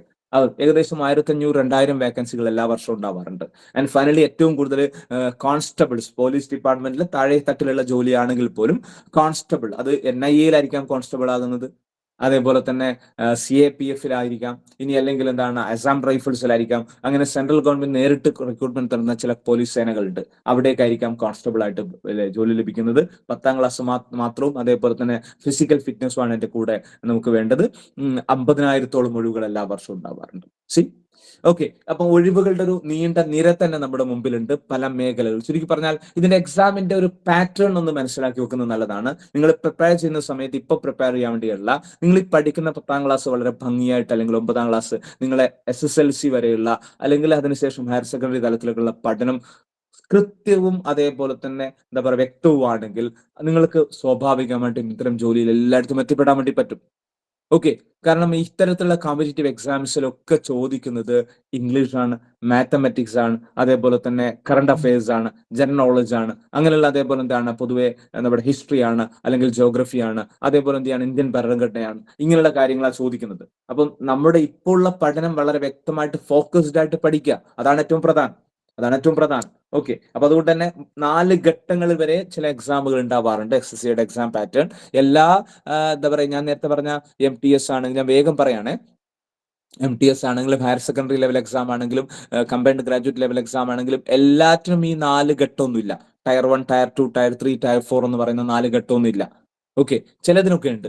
അങ്ങനെ വരികയാണെങ്കിൽ നമുക്ക് Tier 1-ൽ പ്രധാനമായിട്ടും അതെല്ലാവർക്കും ഉണ്ടാവും. Tier 1-ൽ അത് ഏത് കാറ്റഗറി ആണെങ്കിലും ഉണ്ടാവും. English, basic mathematics, logical reasoning and mental ability എന്ന് പറയാം. അതൊക്കെ നമ്മൾ സാധാരണ ഈ പല ചിത്രങ്ങളും കമ്പയർ ചെയ്ത് അങ്ങനെ കാര്യങ്ങളൊക്കെ വരുന്നില്ലേ, റീസണിങ് ആൻഡ് മെന്റൽ എബിലിറ്റി. എന്റെ ക്ലാസ്സുകൾ കിട്ടും ഞാൻ പ്രതീക്ഷിക്കുന്നത്. ഓക്കെ, അങ്ങനെയുള്ള കാര്യങ്ങൾ, ജനറൽ നോളജ്, കറണ്ട് അഫയേഴ്സ് കാര്യങ്ങളൊക്കെ ആയിട്ട് Tier 1 and 2 എക്സാം കണ്ടക്ട് ചെയ്യും. അത് ഏകദേശം എല്ലാ പോസ്റ്റിലേക്കും ഉണ്ടാവും. ഓക്കെ, ഇനി ചിലതിന് മാത്രം, എക്സ്പെഷ്യലി CGL പോലുള്ള എക്സാം, കമ്പൈൻഡ് ഗ്രാജുവേറ്റ് ലെവൽ, ഒരു ഡിഗ്രി തലത്തിലൊക്കെ ആണെങ്കിൽ അവരുടെ ഡിസ്ക്രിപ്റ്റീവ് എക്സാമിനേഷൻ ഉണ്ടാകും. അതിൽ നിങ്ങൾ മെയിൻ ആയിട്ട് എന്താണ് essays, കുഞ്ഞു essays എഴുതേണ്ടി വരും. അതൊക്കെ ഏത് മേഖലയിൽ നിന്ന് എസ്സേ വരിക എന്നൊക്കെ സിലബസ് ഞാൻ തൽക്കാലം പറയുന്നില്ല. അതേപോലെ തന്നെ പ്രിസൈസ് റൈറ്റിംഗ്, വലിയ പാരഗ്രാഫ് ഒക്കെ തന്നിട്ട് അതിനെ ചെറുതാക്കാനുള്ള പരിപാടി, സംഗ്രഹിക്കാനുള്ള പരിപാടി, ലെറ്റർ റൈറ്റിംഗ് ഫോമാറ്റ്, അങ്ങനെയുള്ള ഇംഗ്ലീഷുമായി ബന്ധപ്പെട്ട കൂടുതൽ കാര്യങ്ങളാണ് അവിടെ വരേണ്ടത്. ഇംഗ്ലീഷ് മാത്രമല്ല വേറെ ഉണ്ട്. എന്നാലും ഇത്തരം ചില കാര്യങ്ങളാണ് Tier 3-ൽ വരിക. ആൻഡ് ഫൈനലി Tier 4 എല്ലാ മേഖലയിലും ഇല്ല. Tier 4 മിക്കവാറും വരുന്നത് കമ്പ്യൂട്ടർ പ്രൊഫഷൻസ്, നിങ്ങളുടെ കമ്പ്യൂട്ടർ നോളജ് ചെക്ക് ചെയ്യാൻ വേണ്ടിയിട്ടാണ്. എന്താണ് അതൊരു എക്സാമിന്റെ പാറ്റേൺ. ചുരുക്കി പറഞ്ഞാൽ നമ്മളിപ്പോൾ പഠിക്കുന്ന സമയത്തൊക്കെ വളരെ വ്യക്തമായിട്ട് നല്ല കൃത്യമായ ധാരണ ഉണ്ടെങ്കിൽ നമ്മൾ പഠിക്കുന്നത് എന്താണ് NCERT, SCERT സിലബസ് ഒക്കെയാണ് നമ്മൾ പഠിക്കുന്നത്. എസ്പെഷ്യലി നമ്മൾ കേരളത്തുകാരാണെങ്കിൽ SCERT സിലബസാണ് പഠിക്കുന്നത്. അതിൽ പഠിക്കുന്ന കാര്യങ്ങൾ തന്നെയാണ് വരുന്നത്. അതുകൊണ്ട് 10ാം ക്ലാസ് വരെയുള്ള പഠനം ഭംഗിയാക്കുക എന്നതാണ് ഏറ്റവും പ്രധാനം. ഓക്കെ, അതാണ് നമ്മുടെ ബേസ്. ഓക്കെ, അതാണ് ഗവൺമെന്റ് മേഖലയിലൊക്കെ എത്തിപ്പെടാൻ നമുക്ക് ആവശ്യമായി വരുന്നത് പറയാം. എന്തായാലും ചില കാര്യങ്ങൾ കൂടെ പറഞ്ഞാൽ എന്ത് ചെയ്യാണ്, എൻ്റെ ഒരു പ്രസന്റേഷൻ അവസാനിപ്പിക്കും. 27 വയസ്സാണ് സാധാരണ ഒരു ജനറൽ കാറ്റഗറിയിലുള്ള ഒരാൾക്ക് SSC എക്സാം എഴുതാനുള്ള ഏജ് ലിമിറ്റ് എന്ന് പറയുന്നത്. ഓക്കെ, അത് OBC കാറ്റഗറി ആണെങ്കിൽ, അതായത് മുസ്ലിം അതേപോലെ തീയ അങ്ങനെയുള്ള വിഭാഗം, അങ്ങനെയുള്ള എന്താ പറയാ റിസർവേഷൻ കാറ്റഗറി എന്ന് പറയുന്ന വിഭാഗമാണെങ്കിലൊക്കെ നമുക്ക് എന്താ പറയാ പിന്നെ 30 വയസ്സ് വരെ ഒരു 3 വർഷത്തെ ഏജ് റിലാക്സേഷൻ തരാറുണ്ട്. SC ST വിഭാഗമാണെങ്കിൽ 5 വർഷം വരെ റിലാക്സേഷൻ കിട്ടിയിട്ട് 32 വയസ്സ് വരെയാണ് പൊതുവെ. ഇനി അതിനേക്കാൾ കുറച്ച് കൂടുതൽ എഴുതാൻ പറ്റുന്ന ചില പോസ്റ്റുകളൊക്കെ ഉണ്ട്. പക്ഷെ ഞാൻ ജനറലി പറയാണ് 32 വയസ്സ് വരെ SC STക്ക്, 30 വയസ്സ് വരെ OBCക്കാർക്ക്, 27 വയസ്സ് വരെ ജനറൽ കാറ്റഗറിയിലെ ആൾക്കാർക്കാണ് എക്സാം എഴുതാൻ വേണ്ടി പറ്റുക. ഇനി ഒരു പ്രധാനപ്പെട്ട അട്രാക്ഷൻ എന്ന് പറഞ്ഞു കഴിഞ്ഞാൽ, നിങ്ങളൊരു ഡിഗ്രി ഒക്കെ കഴിയുന്ന സമയത്തോ അല്ലെങ്കിൽ നിങ്ങൾ +2 കഴിഞ്ഞ സമയത്തോ ഒക്കെ എക്സാം എഴുതിയിട്ട് ഏതെങ്കിലും മേഖലയിൽ ജോലിയിൽ പ്രവേശിച്ചു. ഓക്കെ, ഫോർ എക്സാമ്പിൾ നിങ്ങളൊരു MTS ആയിട്ട് മൾട്ടി ടാസ്കിംഗ് സ്റ്റാഫ് ആയിട്ട് ഏറ്റവും എൻട്രി ലെവലിൽ 10ാം ക്ലാസ് യോഗ്യതയുള്ള ഒരു ജോലിയാണ് പ്രവേശിച്ചത്, അല്ലെങ്കിൽ +2 യോഗ്യതയുള്ള ജോലിയിലാണ് പ്രവേശിച്ചത്.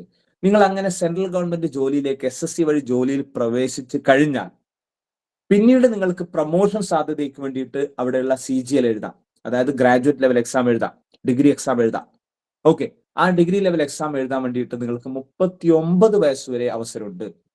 എന്ന് വെച്ചാൽ എങ്ങനെയെങ്കിലും തുടക്കത്തിലുള്ള ഒരു ജോലിയിലേക്ക് പ്രവേശിച്ചു കഴിഞ്ഞാൽ പോലും ഹയർ കാറ്റഗറിയിലേക്ക് പ്രൊമോഷൻ കിട്ടാൻ വേണ്ടിയിട്ടുള്ള മറ്റ് എക്സാം എഴുതാൻ നിങ്ങൾക്ക് വീണ്ടും എന്താ പറയാ പ്രായം ഒരു തടസ്സമാകുന്നില്ല എന്നതാണ് അവിടെ സൂചിപ്പിക്കാനുള്ളത്.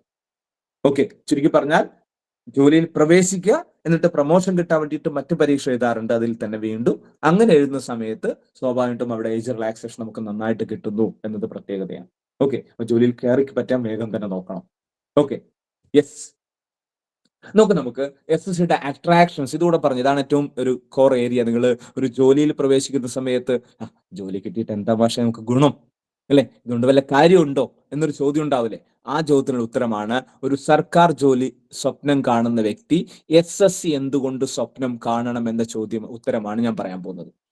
ഓക്കെ, നോക്ക് നമുക്ക് ഒന്ന് 56 വയസ്സിലാണ് നമുക്കറിയാം കേരള PSC വഴി അപ്പോയിന്റ്മെന്റ് കിട്ടിയിരിക്കുന്ന ഒരാൾ ഇപ്പോൾ റിട്ടയർ ചെയ്യാം. ഓക്കെ, ഇവിടെ റിട്ടയർമെന്റ് വയസ്സ് 4 കൂടെ കൂടും, 60 വയസ്സ് വരെ ജോലി ചെയ്യാം. ഓക്കെ, സർവീസിൽ 60 വയസ്സ് വരെ അല്ലെങ്കിൽ 4 വർഷം ജോലി ചെയ്യുക എന്ന് പറയുമ്പോൾ ഇപ്പൊ നിങ്ങൾക്ക് അത് എത്രത്തോളം തോന്നില്ല. കാരണം ഈ 56 വയസ്സൊക്കെ ആകുമ്പോഴത്തേക്ക് നിങ്ങൾക്കറിയാം പ്രൊമോഷനൊക്കെ ആയിട്ട് ഏറ്റവും പരമാവധി സാലറി വാങ്ങിച്ചുകൊണ്ടിരിക്കുന്ന സമയമായിരിക്കും. ഓക്കെ, ആ സാലറിയിൽ നിങ്ങൾക്ക് വീണ്ടും 4 വർഷം ജോലി ചെയ്യാൻ കഴിയുന്നു, ഏറ്റവും പ്രൊമോഷന്റെ ഏറ്റവും എന്താ പറയാ ടോപ്പിൽ എത്തിയിരിക്കാൻ. ഓക്കെ, നല്ല സാലറി കിട്ടിക്കൊണ്ടിരിക്കുന്നുണ്ട്. അപ്പോഴാണ് നിങ്ങളോട് പറയാം ഗവൺമെന്റ് നിങ്ങളുടെ പരിപാടി കഴിഞ്ഞു, അവസാനിപ്പിച്ചു, പോയിക്കോളൂ എന്ന് പറയുന്നത്. അവിടെ വീണ്ടും 4 വർഷം കിട്ടുക എന്ന് പറയുന്നത് it's A great thing. Okay, അത് ജോലിയിൽ പ്രവേശിച്ച സർവീസ് മേഖലയിലുള്ള ആൾക്കാർക്കാണ് അതിന്റെ ഇമ്പോർട്ടൻസ് മനസ്സിലാകുക. ഓക്കെ, ഞാൻ അതിലേക്ക് കൂടുതൽ പറയുന്നില്ല. എന്തായാലും റിട്ടയർമെന്റ് ഏജ് 56 അല്ല 60 ആണെന്നുള്ള പ്രത്യേകത മനസ്സിലാക്കാം. High salary package.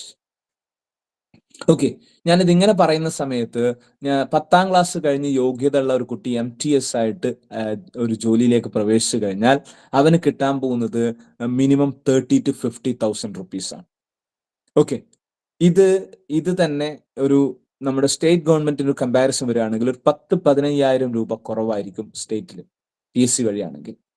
ഇനി CHSL കഴിഞ്ഞ ഒരു വ്യക്തിക്ക് മേ ബി ഒരു 60,000-അടുത്ത് സാലറിയുടെ സാധ്യതയുണ്ട്. അത് ഞാൻ വീണ്ടും പറയുന്നു, അവിടെയും ഒരു 10-20,000 രൂപ സെൻട്രൽ നമ്മുടെ സ്റ്റേറ്റ് ഗവൺമെന്റ് കുറയും. ഇനി CGL വഴി NIA-യിലോ CBI-യിലോ ഒക്കെ ജോലി തുടക്കക്കാർക്ക് തന്നെ നമുക്ക് കാണാൻ പറ്റും എന്താണ് 50,000 to 80,000 or 90,000. 50,000 മുതൽ 90,000 വരെ ആയിരിക്കും പ്രൊമോഷൻ ഒന്നും കൂടാതെയുള്ള സമയത്തെ സാലറി പാക്കേജ് തുടക്കത്തിൽ. അതിനെ കുറച്ചുകൂടെ അങ്ങോട്ട് എത്തിക്കഴിഞ്ഞാൽ പിന്നെ പ്രത്യേകിച്ച് പറയാനില്ല. ഇതേ സമയം നിങ്ങൾക്കറിയാം ഒരു ഹയർ സെക്കൻഡറി അധ്യാപകനായിട്ട് PG-യും B.Ed ഒക്കെ കഴിഞ്ഞിട്ട് പോലും ജോലിയിൽ പ്രവേശിച്ചു കഴിഞ്ഞാൽ തുടക്കക്കാരന്റെ സാലറി 50,000-ൽ താഴെയായിരിക്കും നമ്മുടെ നാട്ടിൽ, അതായത് PSC വഴിയുള്ളത്. അവിടെയാണ് ഞാൻ പറയുന്നത് 60,000-നും 90,000-നും ഇടയിലാണ് സാലറി. അപ്പൊ ആ ഒരു വ്യത്യാസം നിങ്ങൾ വളരെ വ്യക്തമായിട്ട് മനസ്സിലാക്കി വെക്കണം. സാലറി പാക്കേജ് നല്ല വ്യത്യാസമുണ്ട്. ഓക്കെ, എല്ലാ വർഷം 3% നിങ്ങളുടെ ജോലിയിൽ എന്താ പറയുക അല്ലെങ്കിൽ നിങ്ങളുടെ സാലറിയിൽ വർധനവുണ്ടാവും. 3% ഇങ്ങനെ കൂടി വരും. ഓക്കെ, ഓരോ 5 വർഷം കഴിയുന്ന സമയത്തും കൃത്യമായിട്ട് സാലറി പരിഷ്കരിക്കും. ഓക്കെ, അതിലൊരു മാറ്റം ഉണ്ടാവില്ല. എന്ന് വെച്ചാൽ ആ സമയത്തെ ചെലവുകൾക്കനുസരിച്ച് പുതിയ സാലറി പാക്കേജ് വരും.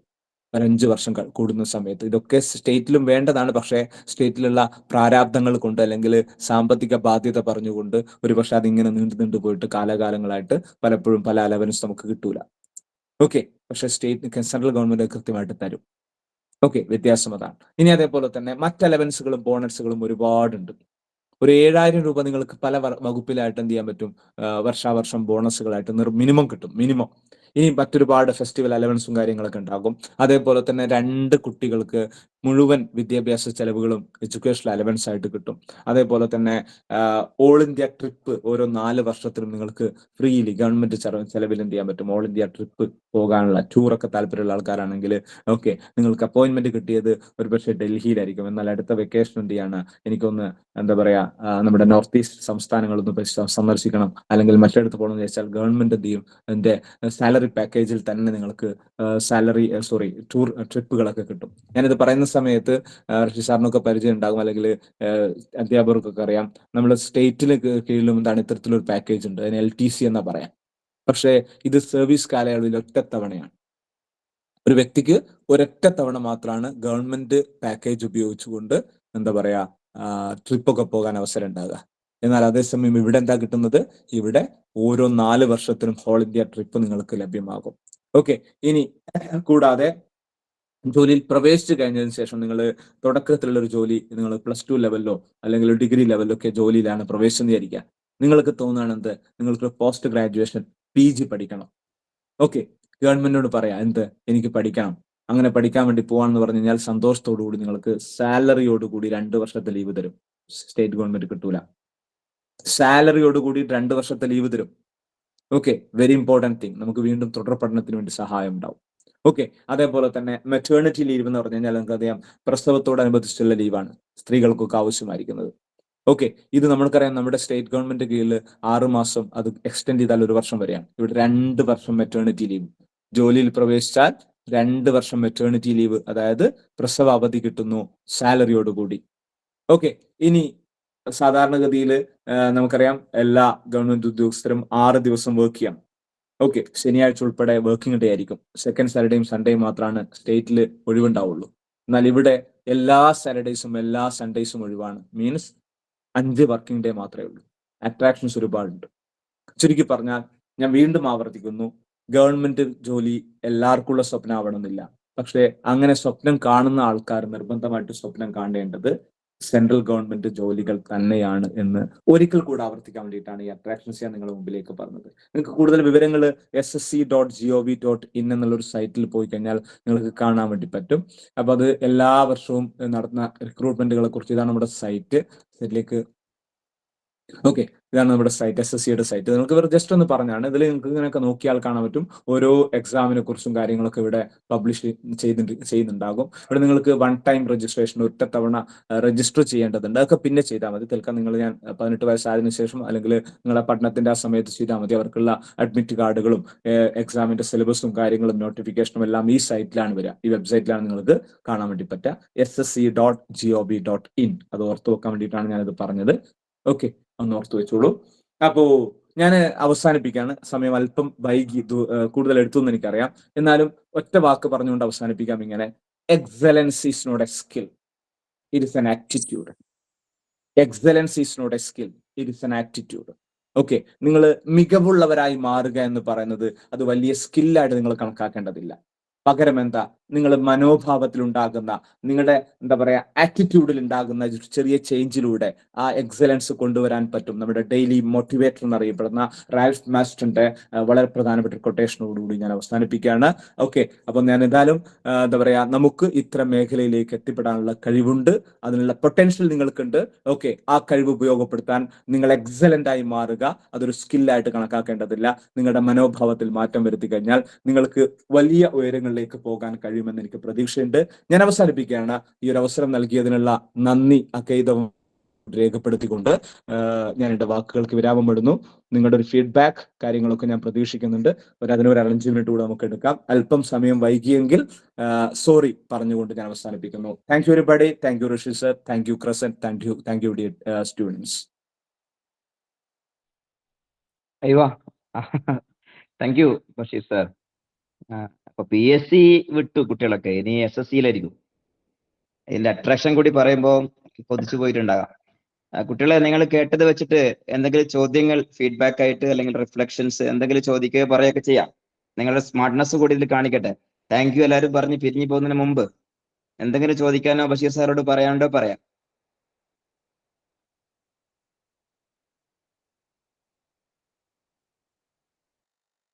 ആരെങ്കിലും ഒന്ന് സംസാരിച്ചാൽ സന്തോഷമാണ്. എന്തായാലും നിങ്ങൾ ഇത്രയും സമയം നിങ്ങൾ കേട്ട് കഴിഞ്ഞു. എങ്ങനെയായിരുന്നു നിങ്ങൾക്ക് അത് ഫീൽ ചെയ്തത്? ഓക്കെ, നിങ്ങൾക്ക് എന്താ തോന്നുന്നത്? SSCയിലേക്ക് ജോലിയിൽ പ്രവേശിക്കണമെന്ന് ആഗ്രഹമുണ്ടോ? വെറുതെ ഒന്ന് സംസാരിച്ചാൽ മതി, അല്ലെങ്കിൽ ജനറലി ഒരു ഇന്നത്തെ ഒരു ഫീഡ്ബാക്ക് പോലെ ഒന്ന് പറഞ്ഞാലും മതി, കുഴപ്പമില്ല. ആമിന നേരത്തെ ഇടപെട്ടു, എന്തോ ചോദ്യങ്ങൾ ചോദിച്ചു, ഉത്തരം പറഞ്ഞു. ആമിനക്ക് എന്ത് തോന്നുന്നു? ആമിന ഹാരിസ്. ആ, ഒരു നന്ദി പറഞ്ഞ ബഷീർ സാർക്ക്.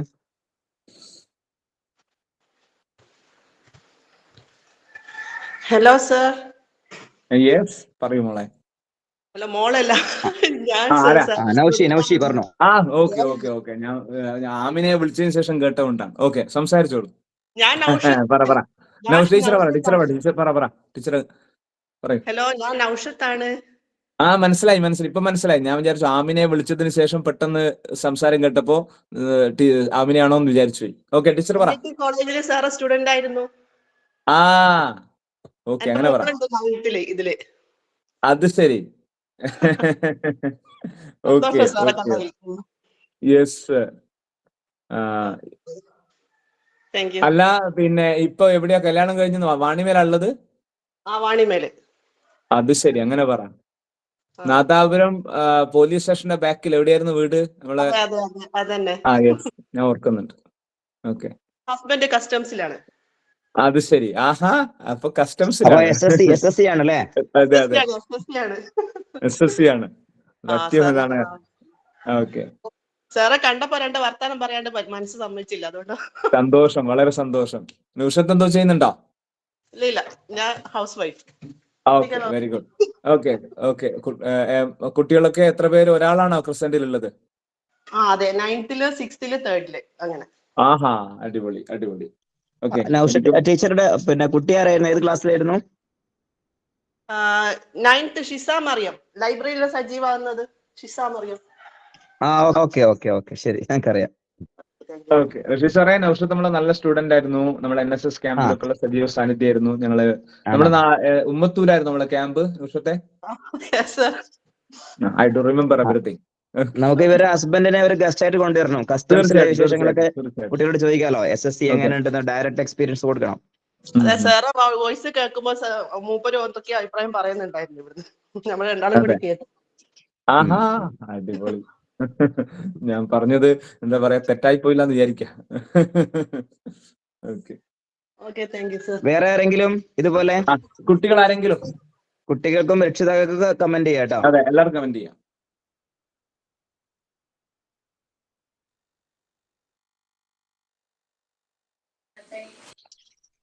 സാറേ, കുട്ടികൾക്കല്ലാണ്ട് ഒപ്പരിയിരിക്കുന്ന ആൾക്ക് പറയാവാ? തീർച്ചയായിട്ടും പറയാം, വൈ നോട്ട്. സാർക്ക് ഓർമ്മണ്ട് എന്നെ തെയ്യബയാ?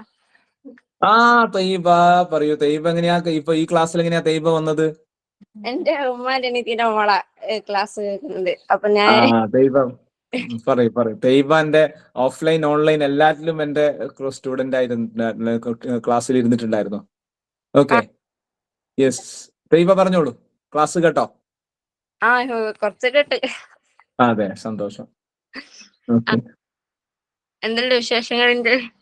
സുഖായിരിക്കുന്നു. എവിടെയാ ഇപ്പൊ ഉള്ളത്? +2 ഒക്കെ കഴിഞ്ഞില്ലേ? ഞാൻ ഇപ്പൊ Sir Syed college. Sir Syed ഏതാണ് സബ്ജക്ട്? ഡിപ്പാർട്ട്മെന്റ് ഏതാ? മാത്തമാറ്റിക്സ്. ഓക്കെ, സന്തോഷം. എന്റെ മൈ അൽമ മേറ്റ്, എന്റെ കോളേജാണ് സർ സെയ്ദ്. ഓക്കെ. അവിടെ സുവോളജിയിലാണ് ഞാൻ പഠിച്ചിട്ടുണ്ടായിരുന്നത്. ഓക്കെ, ഇപ്പൊ ഏത് ഇയർ? സെക്കൻഡ് ഇയറാ? Second year. അതെ. ഓക്കെ, സന്തോഷം. ഞാൻ നേരത്തെ തുടക്കത്തിൽ പറഞ്ഞ പോലെ ക്രിസ്ത്യനിലേക്ക് വരുന്ന സമയത്ത് എന്ത് ചെയ്യാണ്, ഒരു കമ്മിങ് ബാക്ക് ടു ഹോം എന്നൊരു ഫീലാണ്, അതാണ് കാണുന്നത്. Thank you Thayyaba. വേറെ ആരെങ്കിലും? മക്കളെ, നിങ്ങൾ ആരും ഇല്ലേ? സ്റ്റുഡൻസിന് ആർക്കെങ്കിലും? പറയൂ. ഇത്ര രാവിലെ തന്നെ ഞങ്ങൾക്ക് വേണ്ടി ഇത്രയും നല്ലൊരു സെഷൻ എടുത്ത സാറിന് ആദ്യം നന്ദി അറിയിക്കുന്നു. ഞങ്ങൾക്ക് കുട്ടികൾക്ക് ഉപകാരപ്പെട്ട ഒരു ക്ലാസ് ആയിരുന്നു അത്. Thank you sir. ഓക്കെ, മോളെ പേര്? Shensa Ajmal. Okay, Shensa. Okay. Ajmal government college Madappally പ്രൊഫസറാണ്. അത് സാർ അജ്മൽ സാറ് ഓക്കെ, ആ നമ്മുടെ ഉം. നമ്മളെ സുഹൃത്തല്ലേ? അജ്മൽ സാർ സ്പെഷ്യൽ ഇട്ടത് അറിയില്ല, അതെ അതെ. ഉറങ്ങായിരിക്കും ചിലപ്പോ. രാവിലെ അല്ലേ? ഓക്കെ. അപ്പൊ ബഷീർ സാർ നമുക്ക് പിരിയാം അല്ലേ? ഏതായാലും ഓക്കെ, പിരിയാം. റെക്കോർഡഡ് വേഴ്സ് നമുക്ക് കൊടുക്കാമല്ലേ കുട്ടികൾക്ക്? ഉണ്ട്, കൊടുക്കാം. റഷീദ് സാറിന്റെ ഒരു കമന്റോട് കൂടി അവസാനിപ്പിക്കാൻ തോന്നുന്നു. ആ അപ്പോ SSC ഈ ചെറുപ്രായത്തിൽ എന്ന് പറയുന്നത് ഞാനിങ്ങനെ മനസ്സിലാക്കി, ഇനി കുട്ടികളാരെങ്കിലും ഈ കുട്ടികൾ ഗവൺമെന്റ് ഉദ്യോഗസ്ഥന്മാരെ കാണുമ്പോൾ ഇവര് വർത്തമാനം പറയുകയും ചിരിക്കുന്നില്ല. പൊതുവെ ഇവർക്ക് അവര് ഒരു അന്യജീവികളെ പോലെയാണ് കാണുക. ഇനി ഏതായാലും ഗവൺമെന്റ് ഉദ്യോഗസ്ഥനാന്ന് പറയുമ്പോൾ കേരള സർക്കാരിലാണോ സെൻട്രൽ ഗവൺമെന്റിലാണോ NS പിന്നെ SC ഇതൊക്കെ ചോദിക്കുകയും പറയാനൊക്കെ ഒരു ഇൻട്രൊഡക്ഷൻ അവസരമായി. ഇവർക്ക് മനസ്സിലാകുന്നില്ലല്ലോ ആരാണ് ഇവരെ നിയമിക്കുന്നത്, എവിടെയാണ് ഇവർ നിൽക്കുന്നതെന്ന് മനസ്സിലാവില്ലല്ലോ. അപ്പൊ അതിനെ കുറിച്ചുള്ള ഒരു അവയർനെസ് കൊടുത്തുള്ള വലിയ സന്തോഷമായി. മാത്രമല്ല എനിക്ക് ഉറപ്പുണ്ട് ഇതിൽ ഏതെങ്കിലും ചില കുട്ടികളൊക്കെ SSC വഴി ഗവൺമെന്റ് ജോലിയിൽ എത്തും. ആ സമയത്ത് ഈ സെഷനെയും നിങ്ങളെയും ഒരിക്കലും മറക്കൂല. അവരത് ഇതേപോലെ അവർ മറ്റൊരു ടീമിന് സെഷനൊക്കെ കൊടുക്കുന്ന സമയത്ത് ഞങ്ങൾ പണ്ട് 9ാം ക്ലാസ് പഠിക്കുമ്പോൾ SK ബഷീർ സാർ എന്ന് പറയുന്ന ഒരു സാറ് തന്ന സെഷനൊക്കെ എന്തായാലും ഓർമ്മിക്കും. ഏതായാലും ഇതൊക്കെ തന്നെയാണ് ബഷീർ സാർ നമുക്ക് ഈ സർവീസ് സമയത്ത് ചെയ്യാനുള്ള വലിയ സേവനങ്ങൾ. നമുക്കൊന്നും കിട്ടാത്തതാണ് ഈ കുട്ടിയെ കിട്ടിയിരിക്കുന്നത്. തീർച്ചയായിട്ടും ഇനി അവർ അവിടെ ഇവിടെ കാണും, SSC അവിടെ ഇവിടെ കാണും SSC കഴിഞ്ഞവരെ കാണും, ഈ ടേം കാണും, ഇതിനെക്കുറിച്ച് കേൾക്കും, അറിയും. ഇതിന്റെ പ്രചാരകരായിട്ട് ചെറുപ്പത്തിലെ മക്കളും മാറട്ടെ. ഈ പുലർക്കാലത്ത് ഞങ്ങളോടൊപ്പം വന്ന് മടുക്കാതെ ചടപ്പില്ലാതെ വളരെ വളരെ സിമ്പിളായിട്ട് ഇത് ഇത്രയും സമയത്തിനകം SSCയെ പരിചയപ്പെടുത്തി കൊടുക്കാൻ നിങ്ങളെപ്പോലെയുള്ള വിദഗ്ധന്മാർക്ക് മാത്രമേ സാധിക്കൂ. ഈ സേവനത്തിന് പ്രത്യേകിച്ച് നന്ദി പറഞ്ഞുകൊണ്ട് ഈ സെഷൻ അവസാനിപ്പിക്കുന്നു. Thank you all. Once again, thank you everybody. Thanks for the kind compliment. ഞാൻ ലീവ് ചെയ്യുന്നു.